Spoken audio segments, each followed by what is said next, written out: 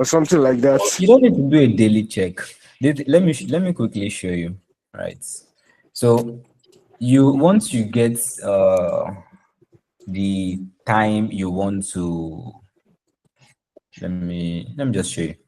Of course, you want to be saving the next time you are going to be like charging the person or something like that, right? So you want to save, like in my own case now, I'm calling it something like next execution, because the use case for mine is slightly different. So I'm calling this one next execution, something like that.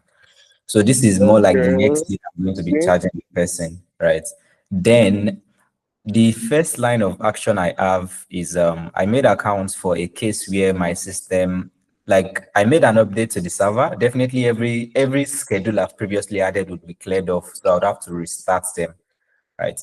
So I did a kind of loop through all the schedules, like of course using probably some Yeah. filters on which schedule I Is want this to. good long? You said? No, I'm looking at what you're writing, and I'm like, is this good long guy? Yeah, yeah. What are This you is. doing? Anyways, Sha, just get the overview first. So I applied this filter to do some, database YY and stuff, Sha. I shall eventually get down to the schedules I want to restart, right? So what I do is I have this scheduler like kind of helper that in background uses this time dots after function in Golang. Let me show you. So basically, this Okay. schedule once function receives a time, right? What time do I want the event to run? So once I pass the time I want the event to run and I pass the function, it would wait till the time actually, like till the current time is actually equals to this time, then it will run it exactly at that time. So there's never a need for a constant check. Is it time? Is it time? Is it, there's no need. Okay. I think what you'd be doing in your case would be equivalent to something called polling anyways. So you doing a daily check or interval check, something like that.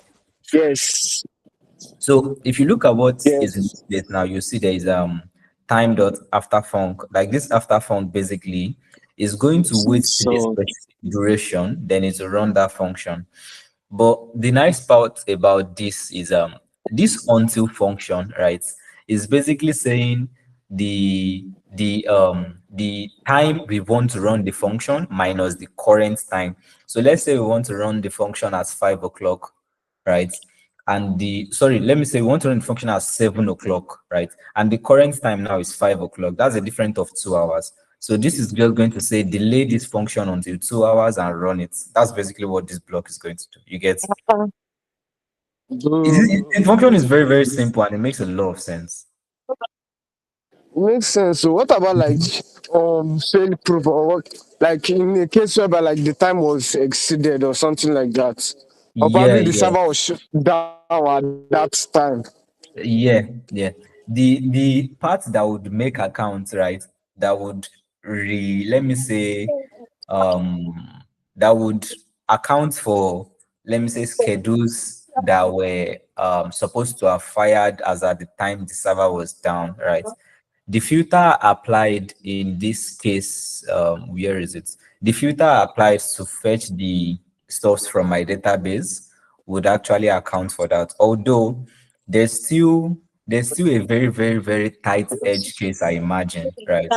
But I've not gotten around that yet. I want to fix this first because the one I'm thinking about is a very extreme edge case, but it's very possible. I'm thinking of a case where imagine the server has been down for like 3 days and somebody has a schedule that was supposed to come up every day, right? So I want to do it in a way that I would send the previously missed schedules, even though I would send all three at the same time since they have already been missed. Okay. Do you get? So that's another part I will still have to implement. I think that one I can easily get around implementing it anyways, but I just need to basically the way I would do it is I would say the next execution time, right? So I would basically check the next execution time and the interval I'm supposed to run it. So if the next execution time is for instance now I noticed a task was supposed to be executed at a specific date and I've missed 3 dates. Of course, the first date I get, that's on the next execution, I'm going to execute it first, right? And the interval, I think the problem might even fix itself, because whenever I do a next execution, right, I'm going to update another, like a new next execution date. So the service will reschedule itself, and I think it will actually fix itself, to be honest, because what I have in this scheduler service, right, when an event is executed, right, you see that I have the last execution time to be saved as now. Then I did next execution time to be I think I did something like let me see. What did I do? Yeah, so I did now plus the interval, like the current time. Okay, I might actually have to fix it. It might not fix itself. The reason why it might not fix itself, right, is because let me see. Oh, okay. In this case, right, I think another thing I have to do is well, I'll have to look into that.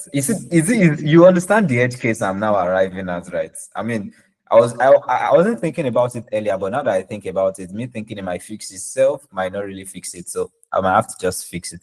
But the idea is, I think, is generally just the same. The underlying logic to counter some sort of things are now what we'll probably have to kick in at some point. So what I basically have, right, after I've scheduled the function to wait till it's time for it to run, right, then I would execute this function. Will be eventually called whenever a schedule is it's time for a schedule to run. This is the function that will be called the execute function. Then when it's done with the execution, you see this place now, I want to do some kind of scheduled transfer and stuff, right? So I added it to the, I haven't implemented that. It's going to just be a network call to the payment provider. And the next thing I want to do, if the schedule is not complete, because it's usually a schedule is something recurring in most cases, in this case, right? So if the schedule is not complete, if the schedule is not active and it is complete, that's the cycle of the schedule is complete, I just break and, everybody goes home, right? But in the case where the schedule needs to continue, I get the last execution time to be the current time. Then I do something like next execution, something like that. Actually, I feel like this needs to be last execution. I know it's the same thing, but it might make a little bit of sense, because what I Guy, would want, how did you do build that pattern in Golang? this builder pattern, right? Yeah. That's ends go now. That's how ends Okay, go okay, works. okay, okay, okay, okay, okay, okay. I thought you were the It's one that really wrote like, it. God forbid. It's really nice.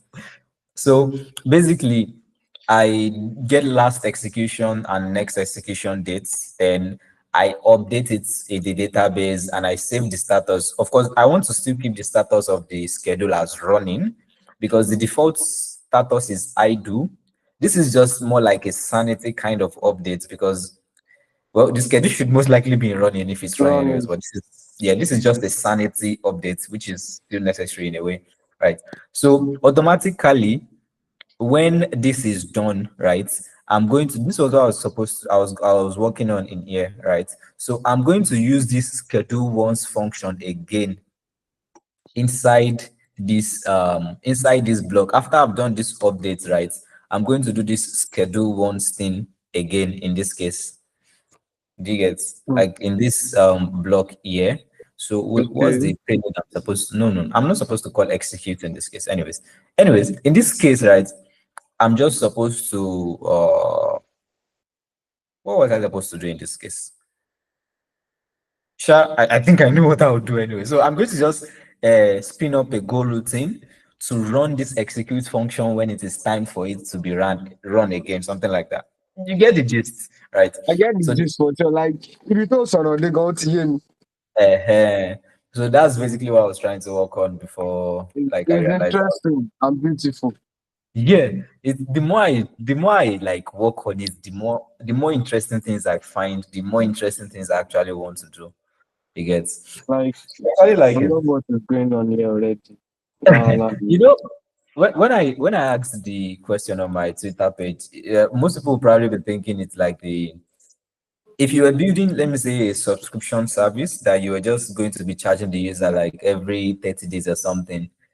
You might be thinking of using some funny scopes like let's do a check every day or something like that. Yeah. But in this case, there is a possibility that the user can say, I want this schedule to be fired every 5 hours or every 6 hours, right? Mm, So there's no definitive amount, there's no definite interval, like say the user is going to be paying monthly, the user is going to be paying daily, or we don't get to decide how often they pay, right? Of course, maybe there might be a minimum of like an hour or whatever, which doesn't make sense in this case scenario, right? But then it is what it is. mm. I get you. Like this whole scheduling thing. Though me, I'll still go and read on some things. I want to know how people like big companies do it really. I don't think there is any other way they, although there might be an industry standard, right? But I feel Yeah. like there might not really be another like exact use case, or let me say alternative to implement, because you should always have a date your schedule expires. The reason why I said that is because if you don't have a date that your schedule would expire or your subscription would expire, right, you would have to be calculating it every time you want to reschedule the subscription or you want to reboot Basically. it. Yeah. And And again, the, and I think and I think calculating it like as of now, in some cases, like you saying the current time minus the time the schedule expires, no, uh, it could, I've tried like that approach in the first instance, right? I had to rethink some things, and because of course I'm not someone that I'm not someone that typically just goes like plan first and actually write the code. Let's be fair, most people don't, right? I like to think about the action and think about the solution at the same time, to be honest. And in most cases it yeah, works, right? I mean, ideally, you might have to, in some cases, I won't lie, in some extremely like crazy cases, I pull out my pen because some things I just have to think on like off the top of your head, like you just need to put them down. But in this case, I feel like it was something I could just think of on my feet and I will still get it anyways, something like that.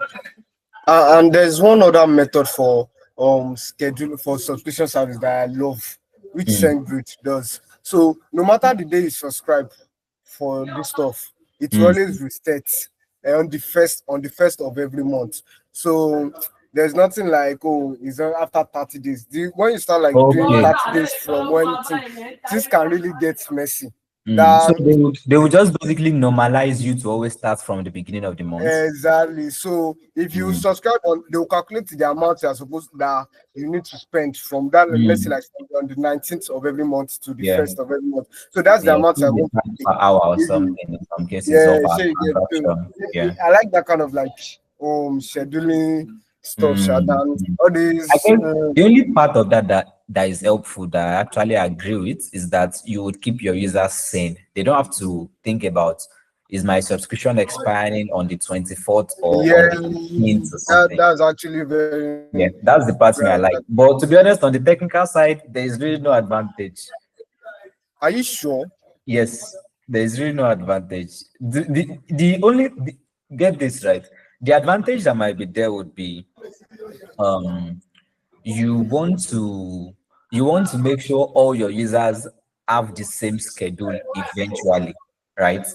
But they will never have the same schedule provided that new users keep onboarding on your platform. So you definitely still need to have the flow to undo users that are not starting from the first day of the month, and you have to have from you have to have another flow for people that are starting from No, no, no, month no.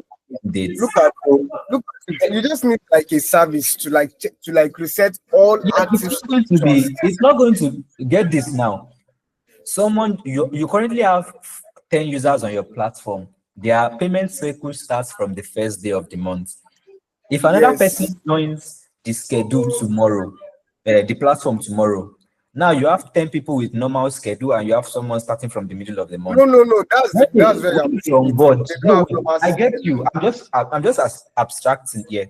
So let's say the next month on the first, they now normalize everybody's payments to be first day of the month, right? Now we have 11 people paying on the first day of the month. Next month they will still have to do it. They will keep having to normalize, right? And they will still have to make what do they call it, adjustments for, I mean, I feel like it's even, like I said, it's more stressful, and it's, I don't see the technical advantage, to be Do you honest. want me to tell you the technical advantage? For me, what me I'm thinking is that like whenever someone comes to the new platform, the person just joins the active subscription list. I get it now, and it pays the Hmm. amount that he needs to pay for the rest of the days of the month. I'll be cool. Now on the first of every month, I just need to do all the subscriptions that are active, then turn them to active and make them pay. I get him now. So that's just like a one time thing. Not like, oh, you are checking for, or like everybody has his own like, oh, routine going on. Then you have to be checking the time per person or all those Hmm. kind of stuff like that. You So you know, get the funny all this. part, right, is that I wish you would implement that logic you're talking about as just a pseudo implementation. It could just be abstract classes, then we would now see, right? So it doesn't have to do the real work, or like, you get what I'm saying now, just like a Yeah, I prototype. get what you are saying Right? actually. You should now look at it, because I think when I've been working on this one, I've been able to think of a lot of scenarios, right? The one you mentioning, the the Why part they laughing? no, no, no, no, no. I'm just, I'm just thinking of a lot of ways the thing could go, to be honest. And the other, let me say, possible disadvantage of having, in fact, you need to bank on the fact that all your users are, they are not having the same schedule. Let me tell you why you would have more advantage in that scenario. Because imagine a case where you have 100 users, right? Let me even use the case of 1 million in this case. You have 1 million users, Mm, and their schedule, their subscription will be renewed at the first of every month. 1 million users, oh, right? yes, And everybody's schedule is normalized to be charged at the first day of every month. beautiful. And let's assume you are using a single server and you are a small company. What do you think that would do to your server resources? Sending 1,000 HTTP requests almost at the same time. I mean, you would most likely send it concurrently. So what do That's you not think? the scaling issue now. I mean, No, no, I'm not saying it. hey, No, no, no. We are not even at scaling issue yet. We are just telling you this is going to consume. No, it's, how do I put it? It's probably inevitable, but in this case where all their schedules are normalized, right? You would definitely be able to say every first day of the month we process 1 million transactions concurrently.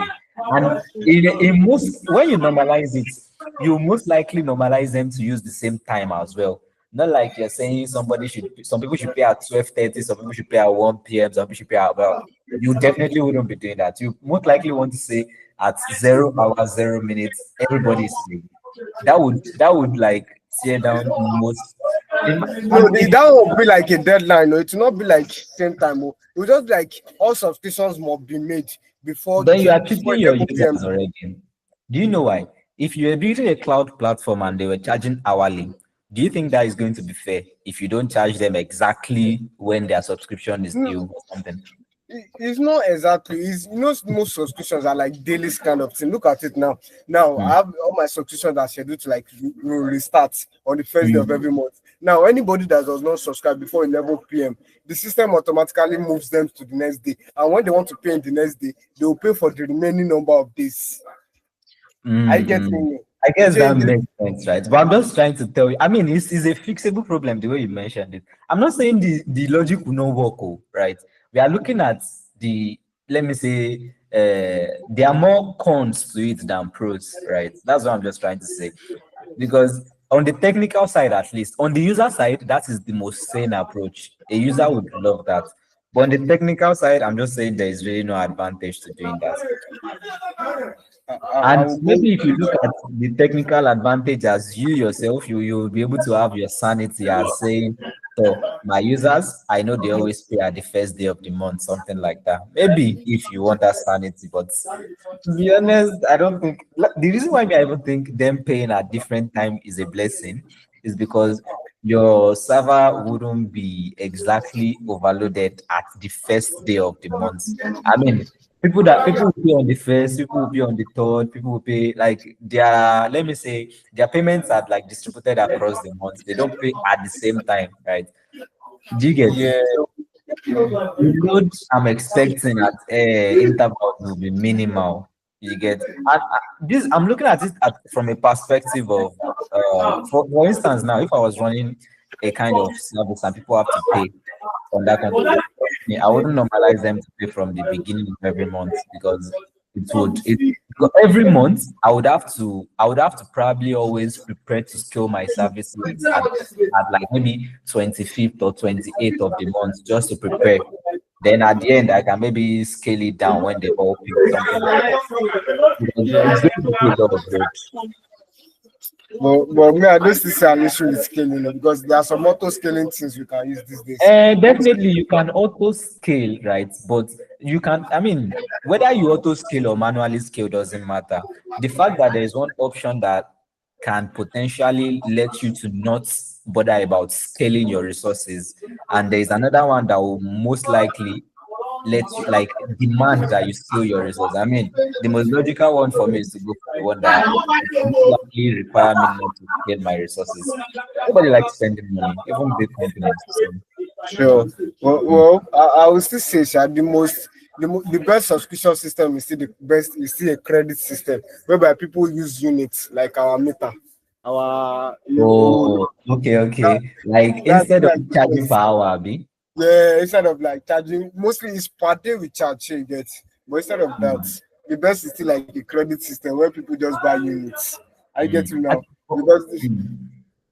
But then that would imply that the part where that is a little bit tricky is when you get to cloud services. yeah, cloud. Do you So get? do you say you'll be charging? I mean, you can say you'll be charging them 5 units per hour. You could do something like that, anyways. But it's still Yeah, the same thing as saying $5 per hour or 0.5 per hour, something like that. So the but me, unit, I get you. In a case, maybe if you were doing email services or something, I make sense. mm, Yeah, you can say you have 10,000 credits or whatever, or tokens or whatever they want to call it. And each email costs one token, something like that. I mean, it's still anyways, the same thing as using your standard currency. To be honest, you can still say if one unit of that token is equal to $0.5 or naira or something like, you can just as well just say your email is 0.5 naira per email. It's still a you huge know why this is better? charge. I mean, Yeah. because this is why this one is better because of unlike AWS where users can just spin up a service on a platform and end up not paying. Users have to pay before they use your platform. Okay. Hey, Yeah. Yeah. So you're talking more on like a pay-as-you-go service. yeah, exactly. Yes, Mm, you mm. I benefit like the pay-as-you-go consumer, you too now. benefit But the company. mm, but I wish there was a way for cloud providers to also benefit from pay-as-you-go service. But it is not going to be logical for them. But for services like Email. of course, I agree, it should be pay-as-you-go. For services, they shouldn't just sell you credit you will not exist before like the end of the month. Sometimes they will say $5 for 1,000 emails, and you're probably sending 10, 20 emails per month. Yeah, that kind of thing. I agree Bro, they, on they used to pay as chop you us go like for that mad kind. on that thing. Eh. Yeah, yeah, I agree on pay as you go for those kind of stuff. But for cloud providers, I wish there was a way, but it's impossible because regardless of you using the server or you not using it, they have to provision it. So, or maybe in some cases where some platform have things like idle time, or so how do they call it? Render the free plan. If you don't use the service for a while, Go probably to for idle mode. 1 hour, Yeah. code, right? Maybe if you want to enable that kind of service, then when your users want to use it, they have to wait for it to load and eventually come back up. If you can afford something like that for your business, I mean, it's fine, to be honest. The best solutions are always too technical, honestly. It's always too technical. Now I Mm. don't run from them. Just use all this probably like credit system or my first day of the month. Chicken up. There was this platform I found. which is actually very nice. And I think I'll be using them for my deployments for now, at least. Oh, DocBlow. No, DocPloy. What do you call the name? Well, I'm still using DocPloy actually. DocPloy is more like a self-hosting platform that you can just. It's nice, anyways. But let me show you these people's pricing. They had a pricing page. Let me go to their website. Congo. I like Same. their pricing. It's not like it's I don't know how to put it, but their pricing seems fair to me, to be honest. They have their paid. You see the object storage, right? I like the price of the object storage. Damn, this is nice. Yeah, and they have $5 database hosting. And you know what's funny? So in most cases, right, when I'm starting a new project, I don't need a very big database. In fact, even up to the part where Yes. people are using it, I often, especially freelance projects, I mean, what do you need like a cluster of database for in some cases, right? And this is actually fine, to be honest, right? I believe they will probably be providing at least 10 gig of space or something, at least, I'm sure. 10 I don't think it's enter 10 gig, maybe It would, 5 gig. Yeah. it would, I'm sure it Because would. the one we used to pay $15 for is like 20 gig. Oh. Well, let me actually see. Let me try to create. Bro, Okay, look at what they this said is now. From 1 gig to 100 gig. Okay, let me see which price would be for the one yeah, of. this is beautiful. Now, how do you discover all these platforms, Look at. bro? Okay, the 5 gig one is 1 gig RAM. You're right. You're right about the. Yes, Yeah, I thought the I'm, five and we gig don't need plan. 1 gig. We don't need more than 1 gig on a normal In most something. cases, you don't, to be honest. And when you're just starting out, there's no point in spending excess The money. only problem that me I will have is that RAM shot. I don't know how few How many that users are you visiting on your day one in the first place?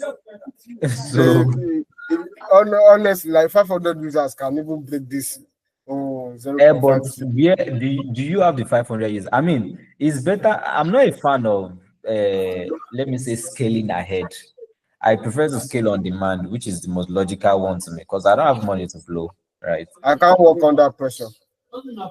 It's easy now. What and besides, if you have a proper like monitoring setup, you quickly know where your users are spiking, something like that. Yeah, okay. And so Damn, object storage 0.02.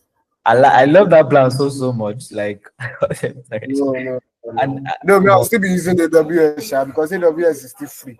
No. oh, Do AWS you is know still I free. do you know that I got this? I understood something with AWS S3. So Mm. AWS, one thing that makes us spend money on AWS S3 is the request that used Yeah. to like make us pay money. And you know me, I don't use that like sign in URL, blah blah blah. I use like Mm. a custom get. I used to do get objects with the Mm. API. So then Mm. I stream the blob through my server. So you get. Mm. So my server that's actually like Oh. paying for it instead of AWS. So I've never Well, really had the chance to pay since they are for. still in the same, like they are still in the same, what do they call it, data center, like your your EC2 one. Exactly. That was So actually I don't used smart. to spend money. But I I think don't I used to think spend you would money. still pay. You probably still be paying the same thing approximately because the way they charge for bandwidth on AWS is roughly the same in a way. Yeah, bandwidth, Abi. But then I don't used to notice the difference like that. I don't used to Uh, notice the to be honest, difference. I think that's actually a smart way. Do you know Ah, what will make it more interesting? Is what's if that? you routed it by using like an external server, or even if you moved that EC2 instance outside of that VPC and you implemented some kind of heavy caching mechanism on your own Bro, server, and in most cases people even never even update the same image. They rather upload a new image, right? yes, I think exactly. that could actually be Exactly. a way to beat it. But the only disadvantage of that, right, is that S3 is highly available, right? You might need to trace their availability off in some, and the way you are even routing is through you are routing the request through your EC2 instance. It might actually affect the availability in some cases. Only that be bro. Hey, You know I I get don't you. For small use cases, it will work. Me, I'm just thinking of, let me say, high level. I mean, for my own use case, Which high level? Do you think people are using S3? See they you. will definitely be using a distributed, like a regionally distributed storage, because you can't have that kind of global and fast service without having some kind of CDN or something like Guy, that. custom is the way to go. Nothing you want to tell me. Custom. Uh, I don't know. Maybe if your implementation is very, very solid to get, And I've but been using it for like more than up to 2 years now. Should you That's know what that I'm my saying is it service will is work, right? It will definitely work. There was one project I recently worked on, right? That I would access the website from Nigeria here, and it would not give me any issue at all. But the person I was working with was somewhere, I think in Canada or something. Once this person tries it, all hell will break loose. They would be having all sorts of connectivity issues. I would even be confused, right? At some point, I just even I and you know what was the ironic part of it? The DevOps guy was claiming that he deployed in like a region close to Canada, something like that. And I was now even thinking, even if there's any issue coming up from my own end, not from the person in Canada, right? So I think in some cases, yeah. when you in that specific case, if you were using that storage you are using, right, it will definitely be available. Don't get me wrong, oh. It will definitely still be available, right? But the availability can't still be compared to using something like a CDN system compared to the way Twitter and the likes do it. You get, because in That's most cases, and I think S3 on AWS by default, it has this CDN system anyways. And if you were using DigitalOcean, I know they always provide a CDN endpoint for you as well. So they are nice like that, right? The point I'm just driving at is that S3 service is the way it is for a specific reason. But I get you when you're talking about that network traffic. For your own use case, what you did was very perfect and smart. If you now want to top it off, just implement that catching thing I talked about, and that, you are done. yeah. Your cost will be very, very down. I mean, Plus S3 is browser again. S3 is Honestly. already cheap, but it will almost become free for you. And yes, it's even free. I've never like I'm using currently using S3 from like my old AWS account that I don't have any credit on it, and it has never Mm, incurred any charge. That was when I actually thought about it. That why does my S3 not incur any charge? Only for me to just mm. realize that it's the way I've been like streaming my objects and all Yeah, that. Like yeah. and it's because of this the way me I learned S3. I didn't learn it the way you learned it. Those days we used to do SAMI URL. I used to be very confused. Now what are you doing? There's get objects API now. What are you doing Yeah, here? yeah. It's still the same in background. That signing, the reason why you would want to sign your URL sometimes is that some files are private, some files are not publicly Yeah, available, right? So you want to sign them and make them available for a specific time to people that you want them to have access to it. But in that's some right. cases where you want your file to be publicly available, you don't need to sign it. You just send the people the URL as it is. Right. So Yeah. the reason why I do that signing in most cases is because of that specific privacy reason as well. Most people should do it, even on last one itself. I think they always do. They moved Yeah. to they moved And to Cloudflare to recently self. R2, but yeah, R2 is actually Yeah. cheap as well. Yeah. At that R2 time is cheap. though. And to be honest, I'm very wary of getting into an agreement with cloud providers be in the early stage. That's one thing I'm always wary of, because I cannot be at my day one and I already have a cost of like 1,000, like sorry, how much let me even say 5,000 per month or 100 per month is outrageous to me, like for my day one. You get, Yeah. to me, I feel like even for people that are experimenting things, right? This Sevala platform or platforms like Render, right, and Railway, right? They are platforms you should actually use for a start. For a start actually. And when That's you very look at people are demanding things and people don't provide infrastructure with justifiable reasons. I think that's one of my solid arguments out. Because if you look at most people, right, they would be like, so when our application actually scales, how do we migrate from one platform to another? Yeah.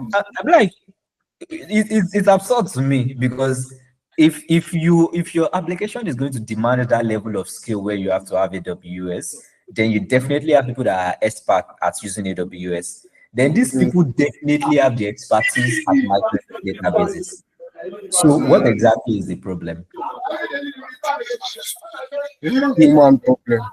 Yeah, like people like this fantasy of and everybody is using AWS, Twitter is in AWS, and so like people have that fantasy and they just want to belong as well. It is MCP.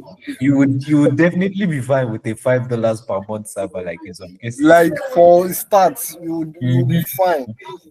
Oh, It's just ridiculous. Before I even forget, I need to downsize on this my digital ocean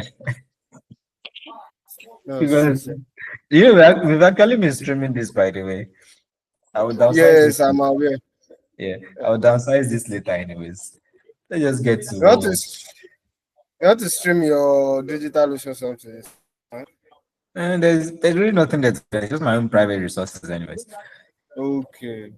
Funny thing, I posted this Minio server, right? This Minio thing on my DigitalOcean server, right? Is this S3?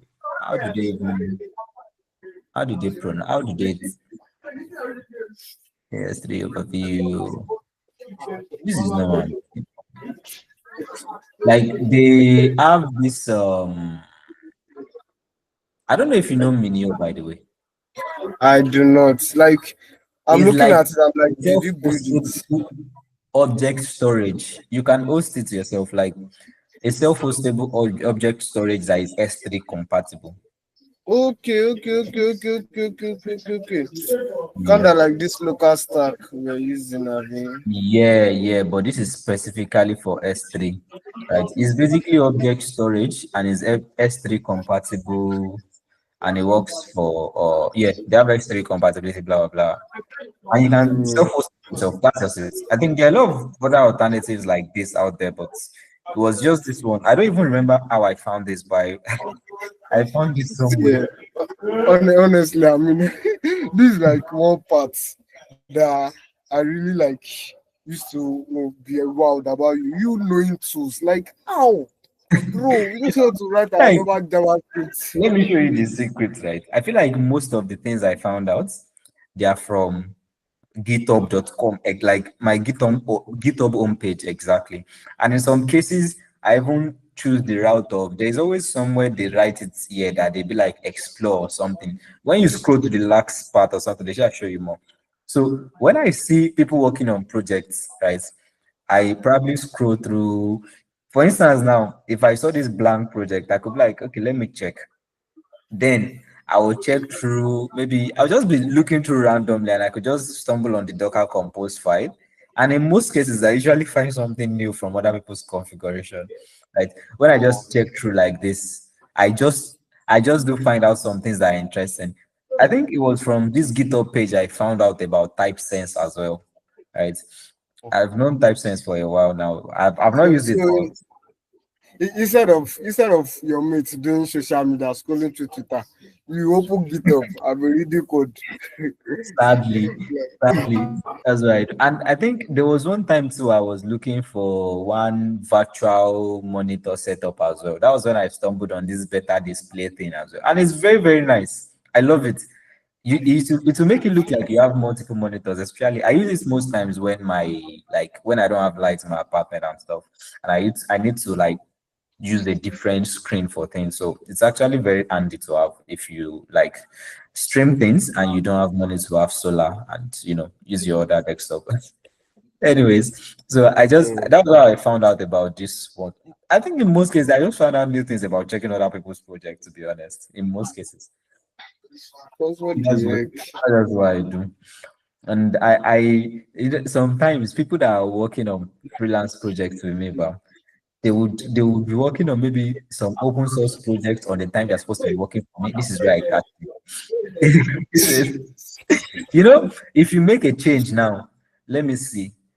Look at this. Now I said contributed to this project, contributed to, followed, all those things, released. Like I always Do see you the follow them? yeah, these are mostly people I'm following as well. These are mostly people I'm Oh, following. okay, And that's also just this Parade DB, I found it from this GitHub page as well. I was seeing it multiple times. I just decided to check it one day, right? And I mean, most of the things I actually find, to be honest, they are always from this page. They from are always, this list. but Structure start theory repository. you said I said I'm just checking my own and I'm seeing that you start theory repository. So I would love to exactly. check. You don't usually like check it off from Pasenia. I don't check it often actually. It's just like Well, once in a they while I just mostly in the open. CLI, sha. Yeah, I'm like if I don't open GitHub. Say you get if I want to Hmm. submit pull request, I want to comment, I want to check my repo, everything is inside that GHCL now. So Hmm. like it's been a while I opened GitHub really.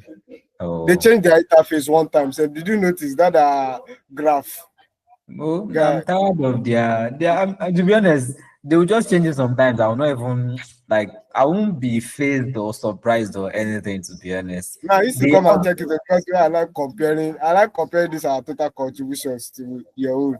I used to come and check where you GitHub are. I think they always have mood swings, to be honest. Right. Sometimes they will use it. This team is different from the one I saw last time I actually checked. They would do, I Yes. don't know what they're always experimenting with, to be honest. They would do one, they would do another, they used to have And mood I'm swings. waiting for 2035. Where this their year? I want to see Hmm? how they will arrange it. You said 2035. I want to see how they will arrange this their year tab. I want to see how they will arrange it by that okay time. by 2035 because it will be longer. Yeah, yeah. If you check some They people's probably own now, do a show more button now. They probably do a show more. till then, hopefully Yeah. it's AI. No, They probably do a show let's more. I'm, not. I'm trying to look for, there was one time I had, oh, this my stats is not coming up. There was one time I had 50 something days like concurrently. I'm trying to remember what year was that. It was 2023 now. Yeah, it will be somewhere in this side, like from here like this to maybe somewhere here like this. And I didn't actually notice it, to be honest, till I used that GitHub stats wherever. GitHub something, Abby. Mm. It's my own longest Yeah, I've been history trying in to use it, 2023. but I haven't. Like I haven't just Nah, yeah, I I don't know haven't. how they count that itself. I'll just forget one day like that. Usually, if you just make push like GitHub push every day to your repository, it will always show. Oh, Yeah, yeah, I think the, man. the longest streak is 68. It was around the same time too that I did my 32. 23, like 2023 was around But the my same. total contribution has BTS. That I used to check this every time. Like, hey, where's Uh, Amina? I don't Where's really Amina? Where's let me. Amina? I want to actually check something. 11K. That's actually mad. Oh. You push a lot of garbage, anyways.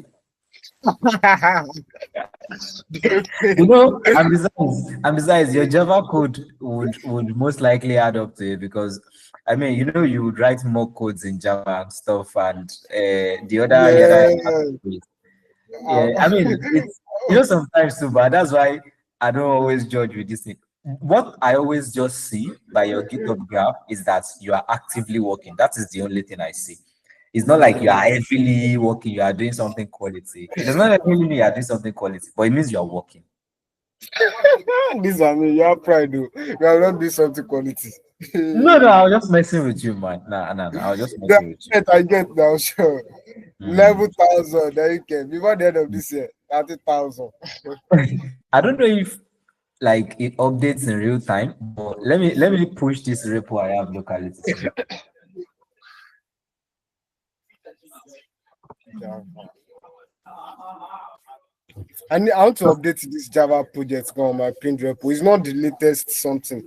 Doesn't have like the latest structure that I used to write. For since the time I started working on this Golang project, I haven't pushed it.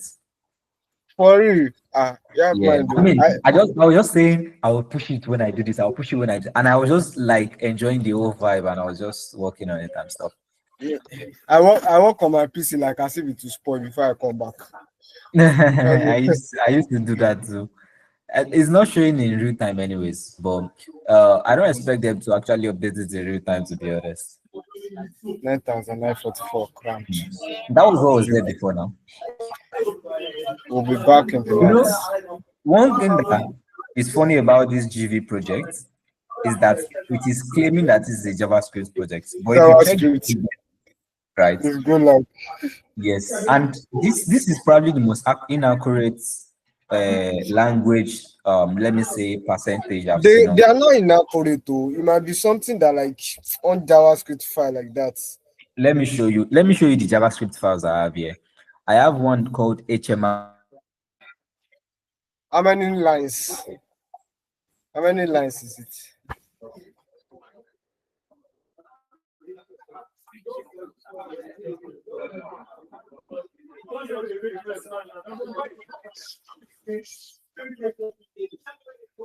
Network at the salon. Where's my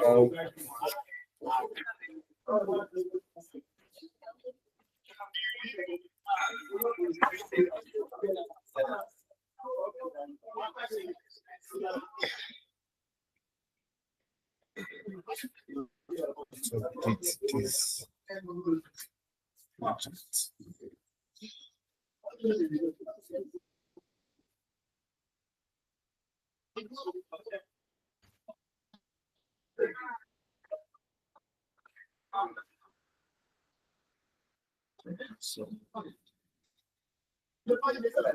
Uh, my router. Network. It was my router actually. You need to buy that stuff. Yeah. I keep forgetting. Look at what is inside the HMR prefix file. Look at this. The HMR prefix. Look at what is there. Then in the HMR runtime, this is 89 lines. 89 lines, right? 89 lines plus 5 lines. That's like 94, right? If I check this manager add file, this is 101 lines. Oh no. So do you get what I'm saying? And okay, wait. I think there was one place here. Okay, I have this Zeus compiler file here too. Actually downloaded Zeus compiler. So okay. It's because Imagine. look at this. It's a lot of lines. That makes sense. No. You're right. Is that correct? Look at this. Here you see now. Yeah. That makes sense. Look at it. This is 46,000. That makes sense. And I let me see. Yeah, and I think I have some JSX file inside here with some CSX and stuff. So it kind But of it's adds actually up. annoying that a Golang project should be tagged as a JavaScript mainly. Yeah, but I think it's because of this Vels compiler. Yeah. Mm, If you check I my own pin downloaded something, the way I arrange my own pin is that I put like multiple programming languages there. Yeah, I think that's why I try to do it in most cases, but this one just messed it up for me. The one is mostly Go and TypeScript. Go. Okay, you have one Python. So. Yeah, I have one Python project here, anyways. Go, TypeScript, Python. To be honest, these are the only three things that make sense to me. I mean, JavaScript doesn't make sense to me, I'll be honest. The only thing that makes sense to me right now is just Golang and Python. JavaScript, it's not by choice I'm writing JavaScript. I don't write it by choice. Yeah, sure. And Yeah, I'm enjoying my Java. you know what's funny? People that write What? mobile, right? I feel like eventually, it was even recently. I liked what Apple. I liked how they saw some shortcomings of Flutter with this Apple Glass release that happened. You know, natively, Flutter does not use native iOS widgets. They just build a lookalike of iOS widgets. So the way they made this glass thing now on Flutter on iOS, this is their stupid glass effect on Apple that they want to that they actually using better now anyways. that they made. Now, if Flutter people would utilize that, they would definitely need to re-implement most of their like base iOS UI and be doing some kind of selective toggling based on platformers. It's a lot of I, physics. I hate cross-platform. I hate it. Yeah, Yeah, it's but so the part you stressful. would like cross-platform, the people that do cross-platform really well as of now is still React Native. Yes, Yeah. yes. Although the only major thing I hate about cross-platform with React Native is that it was written in JavaScript. That's the only thing. JavaScript. Like I That's knew that was what you were going to go to. yeah, that's the only thing. JavaScript. There's this other project though. You get, but you know the annoying part, right? In most cases, you can't exactly say you would do without those annoying idiots, right? You would still want to Ah, have them. You would still need to have them. Look at this project, Fine, right? It does desktop or mobile web, like they have TV compatibility, like they are just cross-platform. It works everywhere, and it was written in Golang. The UI designs will probably be difficult to do, right? But I mean, they have something that works. I'm not claiming this is best, right? But they have something that works if you must use Golang for like your UIs and stuff. if you This must. but you would actually the development process is not something I'm ready for. I won't lie I'm to you. looking. I'm looking at something around Kotlin multipurpose apps. I don't know if you've read about it. KMP. Kotlin, oh, Yeah. multi-purpose. Yeah. Is it multipurpose, multi-platform? Yes. Yes. You know, Kotlin is for Android normally. So you know, Yeah, that is interesting. If they actually have it, wait though, reuse Kotlin code across Android, iOS. No, no, yep. no. I think I'll be honest with you. If Kotlin actually has it, I might be open to learning Kotlin and actually use it for Android. And it looks like they have it, right? They I'm have, it's actually not if they have it. I saw one app that was built with it. no look at That it was what now. like, Android and iOS. No, no, no, no. This no, no, no. I'm actually but going to look. the learning curve is kind of steeper for me, Sha. That's Oh, my problem. mm, Even ah, though I write Java, it's not even though I write Java, is like those people that used to compare C and C plus plus together. They are different, honestly. oh, They are different. um, well, So I don't think, to be honest, just for the sanity of what do they call it? Of these annoying people we call React and JavaScript and stuff. I think I might very, very much be open to learning some entirely new programming language just for this. I won't lie to and you. the support But is actually like very wide because you know Kotlin self them out for Android normally. So yeah, I mean, this is looking, but then it might actually be the other use thing. It might actually be the same thing these Flutter people did they are doing. Do you get in terms of building their own renderer and stuff? You know, Flutter is a custom rendering shenanigan and stuff like that. But I think React Native, of course, I think they would in background have their own rendering engine, but it still uses something native. I don't want to say something I'm not really sure, but I know React Native uses the native UI widgets in most cases when it's possible. Anyways, depending on what you are using.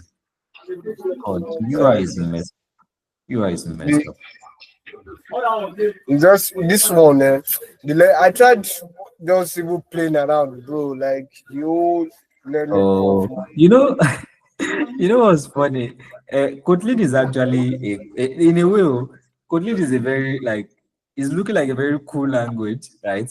Yes. But for some reason, I feel like it might not be easy for most people to wrap their head around it. But Even though I maybe write Java, forget that they used to say about like Java, mm, it was clinical from Java, mm. bro. It's totally different. I like the idea of Kotlin. Let me put it that way, right? I like when people write modern Mm, layers on top of old softwares. yeah, And I that's like when they do it right. Let me put it that way. I think yes, that's a fair point. yeah, I Yes. think Java what do they call it? Kotlin tried this old Java thing and stuff, right? And like Kotlin was, I think what they were trying to do was trying to be a successor for Java. and I think Yeah. they did a somewhat good job, to be honest. I haven't used it that much. I haven't even used it at all. Let's be real, Uh, right? But I just like the look of it. When I look at the syntax of Kotlin and I look at the one of Java, just syntax it's wise alone, right? different. See, Yeah. syntax is different too. Yeah, I'll yeah, tell you. it's different, obviously. It's different, but I like the simplicity. It looks more of like TypeScript to me, Sha, than Java Mm, self. yeah, but I just like the simplicity, anyways, to be honest. And No, it's just it's simpler to you because of you. You'll be writing. You are familiar with all those Python typing style. You know the way we type in Python. Python, the variable column, the type. That's what they have here. mm, That's like mm. this kind of syntax they have here. But when it comes to like Java, bro, Java is so I don't know. It's so archaic. You can feel it. You can feel all those old programmers vibe Mm. from it. I think I like I don't know, I haven't tried Kotlin before, what they call it, Scala before as well, but I've heard a lot of cool stuff about Scala as well. I know like a couple of people that use it like for their banking products, and I think in Yes. some enterprise case people prefer Scala. One thing I would always recommend is never to use JavaScript for enterprise or any serious work. I won't lie to you because Don't because I don't blame people that still use Java to date. And Java is not even something old. Java is old, but it's still very, very strong, right? it works. See, that's the problem you people don't understand. It works. It's not like there's some old stuff that may not work. Probably like some old packages are not like that. Yeah, no, no, But it no. I feel works. like the major stigma behind Java is the fact that people feel like it's old. It's not Well, getting with the times. It's not stuff. It's well, not. each time, what did they want to do that Java cannot do? Oh, See, really? I'm sure that if you should catch You, Java, you like this. If you should catch Java, you write it in your own way. There's a way you used to like conform a program, like the way you were able to form yeah. Golang now to your own style now. If you catch Hmm. Java, you write it that way. Like it Yeah, doesn't that's the complain. same It for doesn't everybody. complain. So Mm. what's not the Yeah, issue? but the Honestly, thing is, when the era we are in now, right? If you ask yes. any programmer, in most cases, but it will never come from you. But let me say, 70% of programmers, if you ask them, recommend a programming language for a beginner to learn, you know what they will say? JavaScript. JavaScript. Yes. And I would never willingly recommend you do JavaScript. Only if you want to do front end. If you want to do front end, I would always I, recommend I JavaScript. used to recommend yes, I used to recommend Python. I used to recommend Python. I would definitely recommend Python on the server before I recommend JavaScript. And I would never even recommend JavaScript for you on the. It's only if you say so. I would eventually tell you that when you're looking for a job in the markets, Node.js job, JavaScript jobs are readily available, right? You can learn that just Yes. to have an extra hedge, right? But just know primarily your brain should not be default on JavaScript. I don't like it. JavaScript. Yes. I do not like JavaScript. In fact, when it comes to like learning itself, Mm, Python, Golang, you still even catch it. You still a beginner will still even catch Golang self than JavaScript, in my own opinion. mm. Because for JavaScript now, JavaScript they have has to learn all certain this things that does not NPM make thing. sense. They have to learn all this NPM thing. They have to learn package. They have You to know learn why? what is node. You know why I hate about JavaScript the most, What's right? that? The fact I hate the idea of promises. You know what used to baffle me, right?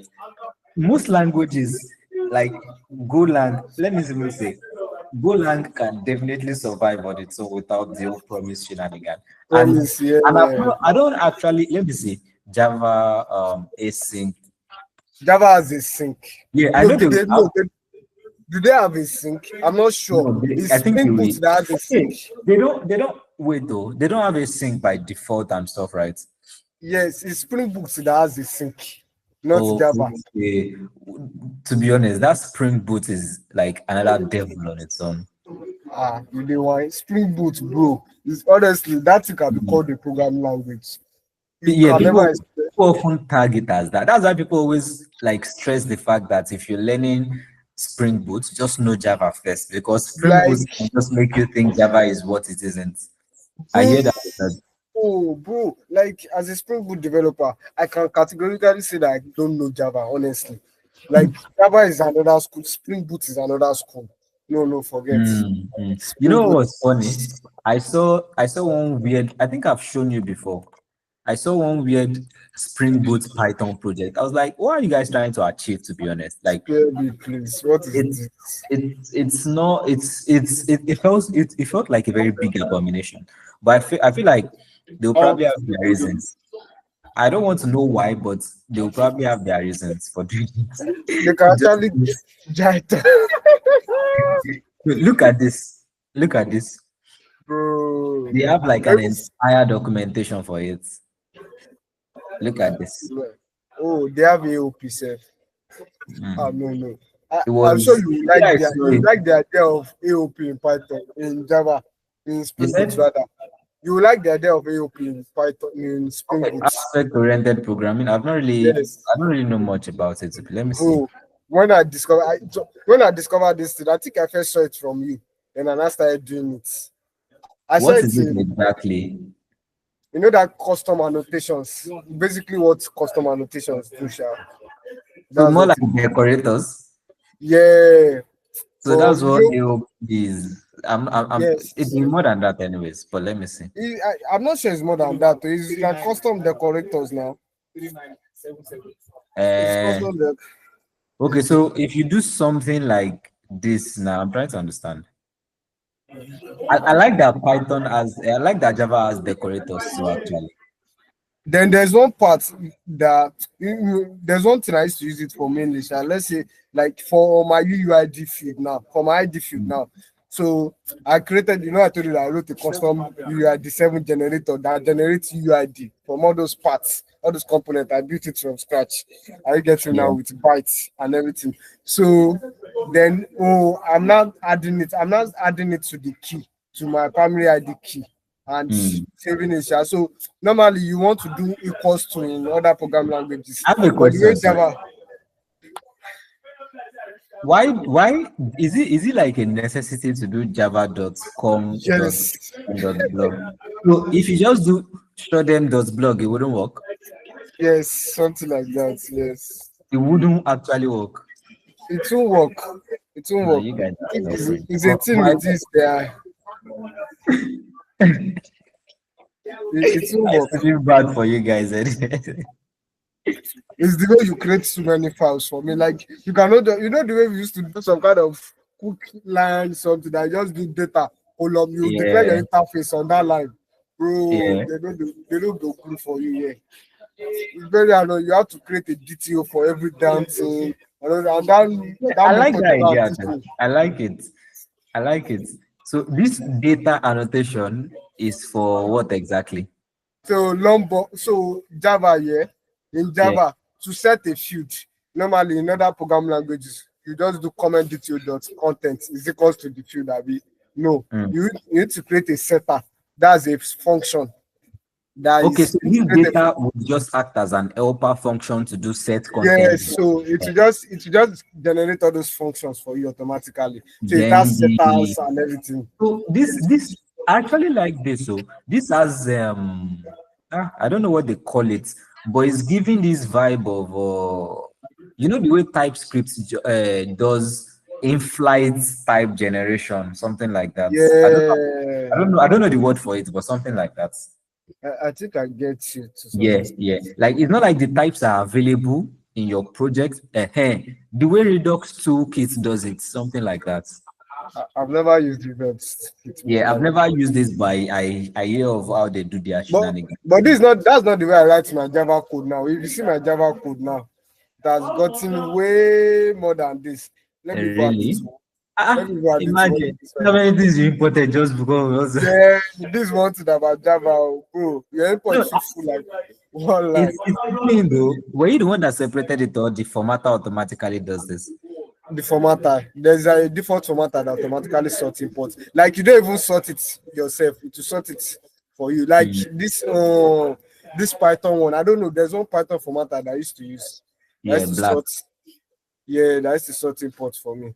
Mm, If you mm. look at this Java project, honestly, if you You know catch what Java, confused me sometimes, right? but It's just like the way in Golang, you might not even be sure where what is coming from, like as a non-Java writer or as a non-Golang writer. Looking at this, I can only let me pick a guess, right? I can say the UUID type is coming from this Java OTO UUID, right? Then I can say which other one. Yeah, to be honest, that's most okay. The column Look one. at the way I used look at the way I used to generate my what I call it my UUID before. Now, if you check this project, if you check this project that I'm adding you to now, this is the Hmm. way I now generate my UUID with AOP. Very, Oh, very nice. you Look, know, the more then you there's one thing about understand. Spring. There's one thing about Spring Boots that you need to understand. Spring Boots, everything in Spring Boots is like mostly abstract. Like nothing, there's nothing that is joining each other together. You know, in Golang, you have to import a file to import. Like everything has an entry point. I Yeah. don't. I think that's the word. Everything has an entry point, but in Spring Boot, it doesn't have an entry point. Like you Yeah. just create You know a file and to why work. I wish to have Golang is what you just showcased in this Spring Boot project, in this Java world, right? The way you can annotate things and you can have Yeah, inference type things. I don't know what to yeah. call it exactly, but I would really love it in Golang. Like abstraction guy before and that's one thing that even made my learning in Spring Boot longer because I did not understand the abstraction. Once I create a file here, it will just work. And you know that sometimes I will just create a file and we want to connect it later. Now I will now create it, expecting that I will connect it later, but the file will already be showing error in my project. So I have to make things work properly. Um, Like guy is crazy. I think that base density is now in common now. I did things like modular now. where did the base entity come from? Don't tell Go me to I'll find. common. But okay, it's there now. Only. I was just trying to understand how the Oceanigan works. Okay, so the dot thing is more like directory referencing. Yes. And Okay, your so files have to start with capital letter. Your class name has to be the name of the file. your file Basically, route, be your file name should start with capital letter. yes, your file's Oh, names have to start with capital letter. There's this auditor aware implementation. It was Spring Boot that actually taught me auditing, created by all those kind of things. ah, God. Oh, So, oh, that's another good thing about enterprise stuff, right? They yes. have permission policies like intact. When you do Mm, auditing, you know, well, even when on a normal day, if you do Spring Boot properly, I'm sure, right? You know who is like accessing what's in the database at every point in time. You sure, don't need to be sure. doing GWT identity or whatever. If you write your policy properly, I feel like you would be able to get who is accessing what. So the Yeah, added by or updated by, you always know. yeah. Look at that rubbish. Oh, to the this Next.js people taught us that guards thing. That Oh guards boy. thing. What they You know, guy, those demands they were giving as well now. But then they could have, let me say, I've not seen that powerful, like, let me say, framework that is like equivalent to, I don't think there can even be any equivalent to Spring Boot in most programming languages, to be honest. they People will said try. .NET. Yes, .NET as well. .NET and Java. I think those are the only two places you can see Oh, them. yeah, this thing is Even powerful. I've not done Mhm. Scala before, to be honest, but I see a lot of people using it in enterprise, so Um, maybe it makes a lot of sense for them. I guess, no, right? Spring Boot is powerful. Yeah, it Forget is like really really nice. I you, see a lot and I hear a lot about it as well. So I can you can check my custom UID implementation. Sha. I think it's inside that with tools. Yeah, that was when I learned that UID has many moving parts. It was very fun. There are many things you will learn. Oh. They will teach you that no, you don't do things anyhow. Yeah, this is yeah, what we want you to write. I like them. But how do they do policy in here? Like, So policy, like permission, Abby. yes. So there are two ways to it, Abby. Number one, you can do it in your if you go to that config, then web security stuff. There's like a um no, it's not security. Security is another thing on the phone. Web security. So there's this if you scroll down, there's this like request matchers. permit on any. Okay. So So you can add, you all can, authentication starting from this can yeah, so you be. can attach rules from here. But I recently stopped doing this. If you go to that my blog project, I think that was what I did. I recently stopped attaching rules from this place, because I noticed that it was getting messy. So I started attaching rules from my controller. So if you go to my gateway, they might probably store controller or something. Don't laugh with the don't be too. I It's feel not bad location. for you in a way. So I used to like the way I arrange that thing says that I have Wait, all my wait, wait, modules. wait. Where is your controller first? It's in gateway. It's in gateway. I have all Okay, my controller. gateway. Okay, so gateway Yes. is why didn't you register your controller individually in your like modules? Modules I don't want to do it. I just feel like it would be nice to have a single source of truth. So if you check, I think the But invoice then, controller, if that that's was like the case, why don't you want to have all your service files in one place or it will be too your messy now. Look at the amount of modules I have here, and I'm not done. Oh. to be honest, but you would eventually realize that the way Golang has it makes a lot of sense. And mostly, let me show you this guy. Oh god, I always forget his name. I always forget his name. Nelson on GitHub. Mandela. He does Java. No, his name is Nelson something. He does Java. He was the one that made me like Java. Let me find him on YouTube as well. The guy I, I is just I just like the way it's so well. Amigos Code. Yes, Amigos Code. Oh, Amigos Code. Yeah. I know Amigos Code, but I've never watched this Yeah, tutorial. the guy is like awesome. I said it It looks made like me, you. yeah, I agree. I agree. He actually looks like me a little bit. And the guy, when he does Java reviews, I watch. Like I don't write Java, but I like watching his code reviews.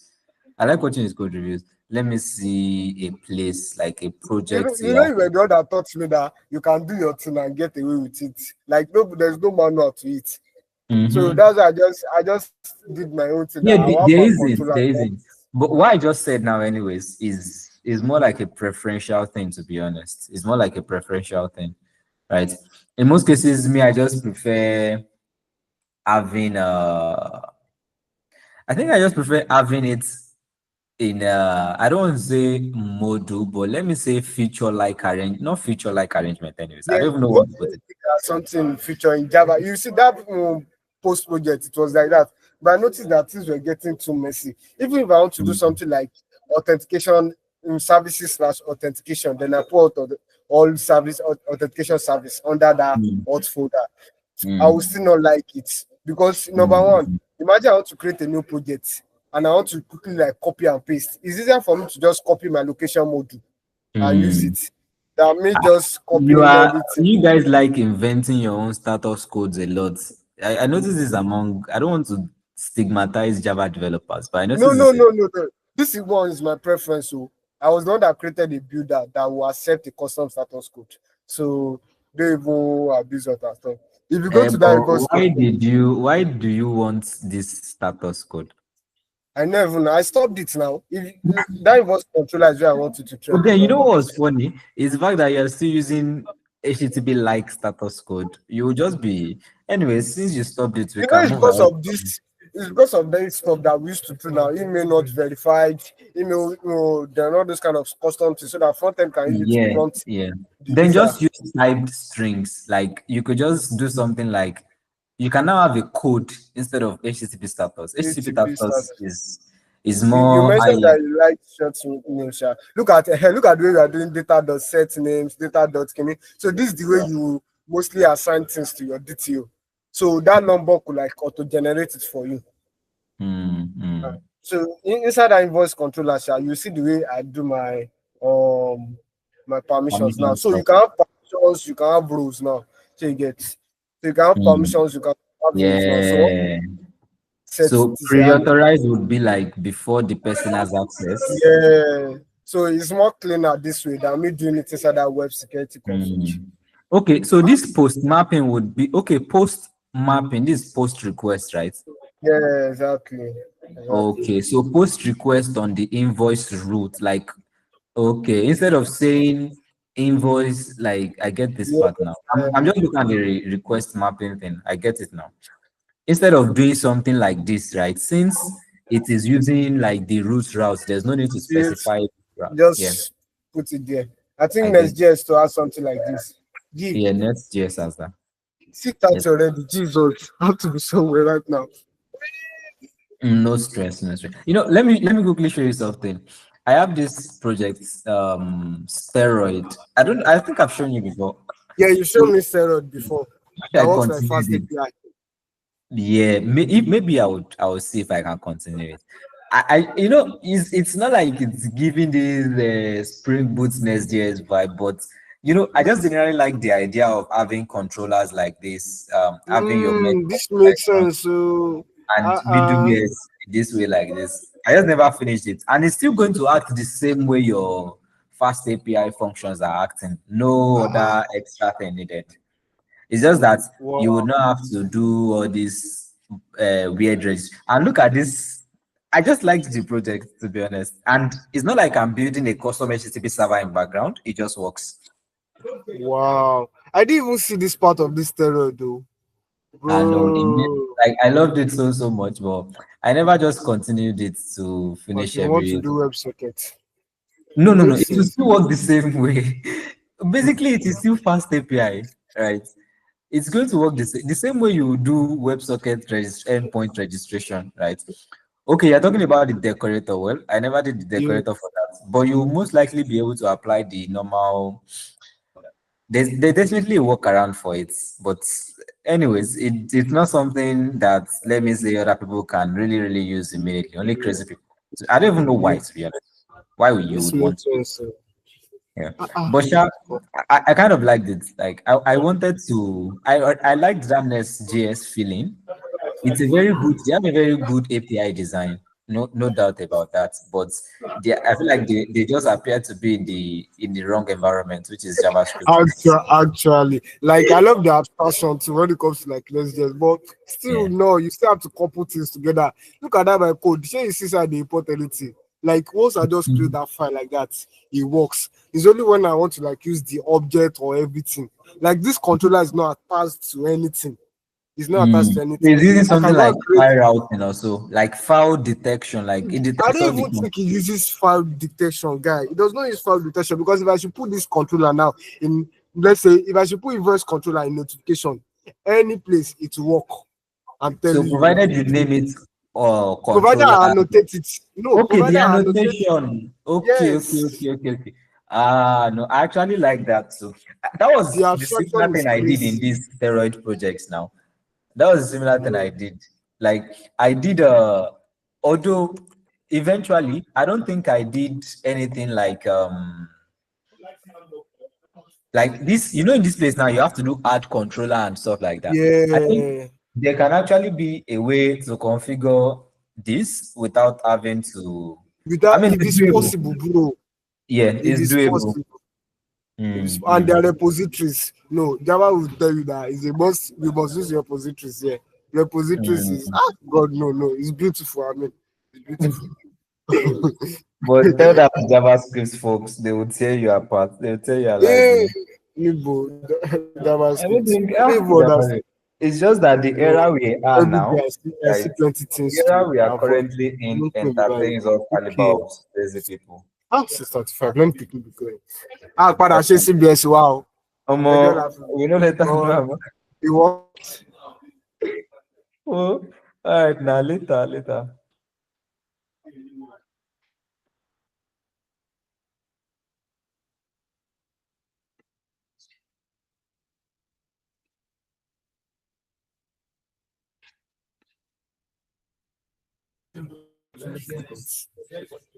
You still dey